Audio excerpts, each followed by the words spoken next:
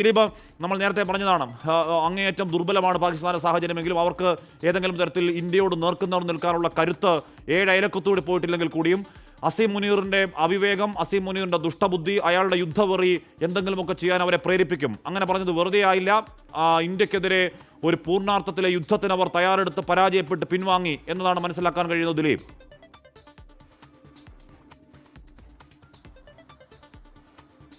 മാത്രമല്ല ഈ തുടർച്ചയായി ഉണ്ടായ സ്ഫോടനങ്ങൾ അതിലുള്ള അതായത് പാകിസ്ഥാൻ നടത്തിയ ആക്രമണത്തിന് അതേ നാണയത്തിൽ തിരിച്ചടി നൽകിയെന്നാണ് ഇന്ത്യ പറയുന്നത്. ഇന്ത്യ അവരുടെ മിസൈലുകളെ ആകാശത്ത് വെച്ച് തന്നെ തകർത്തു എന്ന് മാത്രമല്ല പാകിസ്ഥാന്റെ വ്യോമ പ്രതിരോധ സംവിധാനമാകെ തകർക്കുന്ന നിലയിലേക്ക് ഈ ആക്രമണം മാറുകയും ചെയ്തു.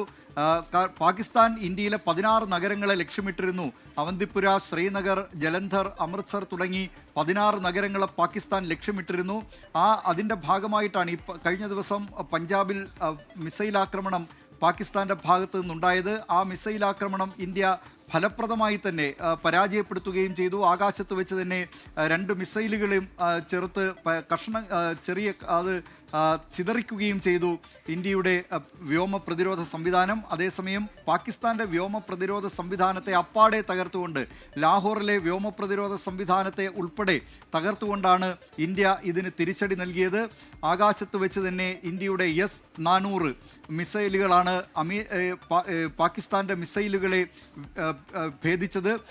വളരെ ഫലപ്രദമായി തന്നെ ചൈനയിൽ നിർമ്മിച്ച മിസൈലുകളാണ് പാകിസ്ഥാൻ ഉപയോഗിച്ചിരുന്നത്. അവരുടെ വ്യോമ പ്രതിരോധ സംവിധാനങ്ങളാണ് ഉപയോഗിച്ചിരുന്നത്. അതിനെ റഷ്യൻ നിർമ്മിത മിസൈലുകൾ കൊണ്ട് ഇന്ത്യ പൂർണ്ണമായും പരാജയപ്പെടുത്തിയിരിക്കുകയാണ്.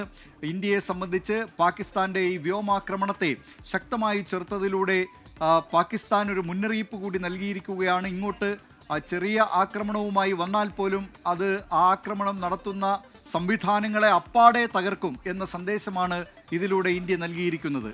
Hashmi, it has been reliably learned that an air defense system at Lahore has been neutralized. Air defense system at Lahore എന്ന് പറയുമ്പോൾ ലാഹോർ എന്ന് പറയുന്ന അവരുടെ സൈനികമായ കേന്ദ്രമാണ്. മുൾട്ടാൻ എന്നൊക്കെ പറയുന്നത് ലാഹോർ അവരുടെ പ്രധാനപ്പെട്ട കേന്ദ്രമാണ്. അവിടെ ഈ പറയുന്ന റാവൽപിണ്ടി പോലെ തന്നെ ഒരു പാകിസ്ഥാന്റെ പ്രധാനപ്പെട്ട നഗരമാണ് ലാഹോർ. ലാഹോറിലെ എയർ ഡിഫൻസ് സംവിധാനം തകർത്തു എന്ന് പറയുമ്പോൾ 1-10 എന്നുള്ള നിലയ്ക്കാണ്.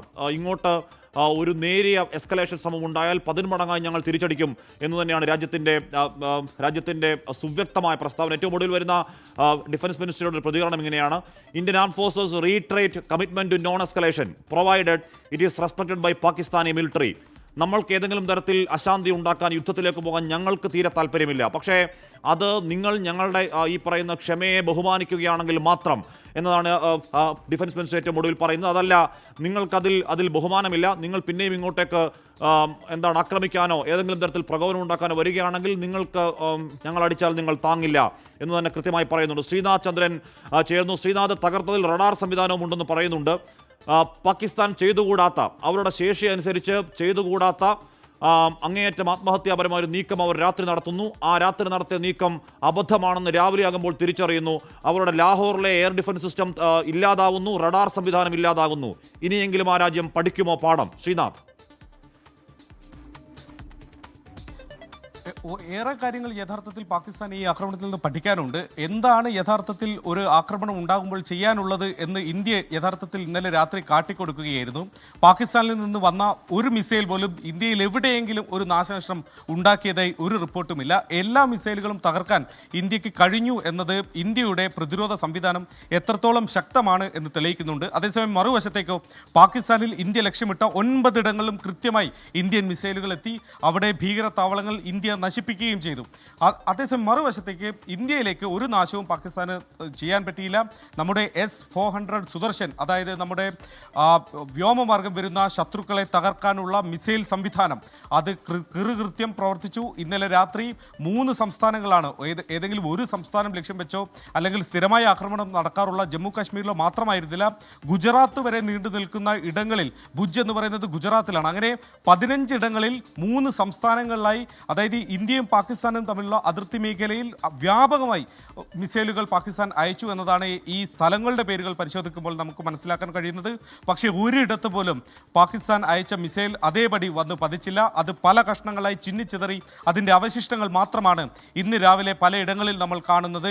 അതാണ് ഇപ്പോൾ സൈന്യം എന്താണ് യഥാർത്ഥത്തിൽ സംഭവിച്ചത് എന്ന കാര്യം സ്ഥിരീകരിക്കുന്നത്. അങ്ങനെ പാകിസ്ഥാൻ ഇന്ത്യക്കെതിരെ ചെറിയ ആക്രമണം മാറ്റി നിർത്തി, അതിർത്തിയിലെ ചെറിയ വെടിവെപ്പ് മാറ്റി നിർത്തി, മിസൈലുകൾ തന്നെ അയച്ചു. വലിയൊരു സാഹസത്തിന് പാകിസ്ഥാൻ കഴിഞ്ഞ രാത്രി ശ്രമിച്ചു എന്നതിൻ്റെ തെളിവാണ് ഇത്. അതിന് ശക്തമായ മറുപടി ഇന്ത്യ ഇന്ന് നൽകി. ലാഹോറിലെ ഡിഫൻസ് സംവിധാനം, അതായത് ഏരിയൽ ഡിഫൻസ് റഡാർ സംവിധാനങ്ങൾ തകർത്ത് കളഞ്ഞിരിക്കുന്നു. മറ്റിടങ്ങളിലും കറാച്ചി അടക്കമുള്ള, റാവൽപിണ്ടി അടക്കമുള്ള, അതായത് കറാച്ചി അവരുടെ സാമ്പത്തിക തലസ്ഥാനം എന്നറിയപ്പെടുന്നത്, റാവൽപിണ്ടി ആവട്ടെ അവരുടെ സൈനിക കേന്ദ്രം എന്നറിയപ്പെടുന്ന മേഖല, ഇവിടെയൊക്കെയുള്ള പ്രതിരോധ സംവിധാനങ്ങളെ ലക്ഷ്യം വെച്ചുകൊണ്ട് ഇന്ത്യ ഡ്രോണുകൾ അയക്കുകയും അത് നശിപ്പിക്കുകയും ചെയ്തിട്ടുണ്ട് എന്നതാണ്. അതിൽ ലാഹോറിലുണ്ടായ നാശനഷ്ടം ഇതിനോടകം തന്നെ പാകിസ്ഥാൻ സമ്മതിച്ചിട്ടുണ്ട്. മറ്റിടങ്ങളിലെ നാശനഷ്ടങ്ങളെക്കുറിച്ച് പാകിസ്ഥാൻ ഒന്നും മിണ്ടുന്നില്ലെന്ന് മാത്രമല്ല, അവിടേക്ക് വന്ന ശത്രുക്കളെ ഞങ്ങൾ ആ ഡ്രോണുകൾ വെടിവെച്ചിട്ടു എന്ന തരത്തിലൊക്കെയാണ് പറയുന്നത്. യഥാർത്ഥത്തിൽ ഡ്രോൺ മാത്രമാണോ ഇന്ത്യ ഉപയോഗിച്ചത് എന്ന കാര്യത്തിൽ ഇപ്പോഴും ഇന്ത്യ ഗവൺമെന്റ് കൃത്യമായൊരു വ്യക്തത ആ കാര്യത്തിൽ നൽകിയിട്ടില്ല. ഏതു തരം ആയുധം എന്ന കാര്യത്തിൽ കുറച്ചുകൂടി കാത്തിരിക്കേണ്ടി വരും. യഥാർത്ഥത്തിൽ ഇപ്പോൾ പാകിസ്ഥാനിൽ നിന്ന് വരുന്ന വിവരങ്ങൾ അനുസരിച്ച് ഡ്രോണുകളായിരിക്കാം എന്ന സൂചന മാത്രമേ ഉള്ളൂ. ഡ്രോൺ തന്നെയായിരുന്നോ അല്ലെങ്കിൽ മറ്റേതെങ്കിലും സംവിധാനം ഇന്ത്യ ഉപയോഗിച്ചോ എന്ന കാര്യം ഈ വാർത്താക്കുറിപ്പിൽ ഏതായാലും ഇല്ല. ഏതായാലും പാകിസ്ഥാന് അറിയാത്തൊരു കാര്യം നേരത്തെ പറഞ്ഞ അടുത്ത വിമാനത്താവളത്തിലേക്ക് പറന്നു ചെന്ന 6 അടിയിലധികം നീളമുള്ള ഡ്രോൺ എന്ന് പറയുന്നു. പാകിസ്ഥാൻ മാധ്യമങ്ങൾ പറയുന്നത് അതെന്തോ സർവൈലൻസ് സംവിധാനങ്ങൾക്ക് ഡ്രോൺ ആണെന്ന് പറയുന്നു. പക്ഷേ അതിനകത്ത് ഈ പറയുന്ന സ്ഫോടക വസ്തുക്കൾ ഉണ്ടായിരുന്നു പറയുന്നു. അത് കേവലം സർവൈലൻസ് സംവിധാനങ്ങൾക്കാണെങ്കിൽ അത് കണ്ട് തിരിച്ചു പോകാൻ വന്ന ഡ്രോൺ ആണെങ്കിൽ എന്തിനായിരുന്നു സ്ഫോടക സംവിധാനങ്ങൾ എന്ന ചോദ്യം അവിടെ നിൽക്കുന്നുണ്ട്.